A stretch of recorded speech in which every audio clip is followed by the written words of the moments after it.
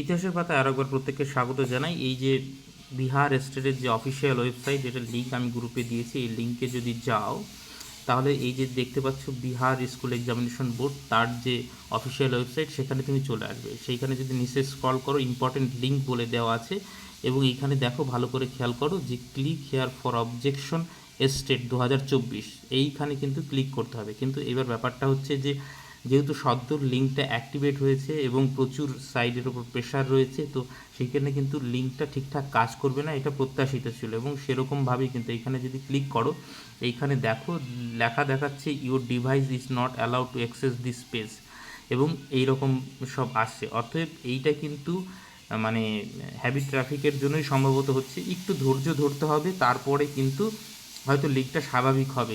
এই সদ্য অ্যাক্টিভেট হয়েছে বলে হয়তো সম্ভবত ঠিকঠাকভাবে কাজ করছে না। ঠিক আছে, বোঝা গেল।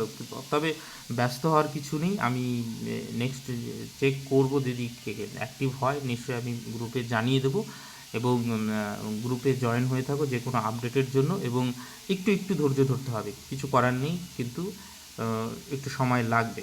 ঠিক আছে, হচ্ছে না কিন্তু এই মুহূর্তে সেইভাবে লিঙ্কটা ঠিকঠাক কাজ করছে না।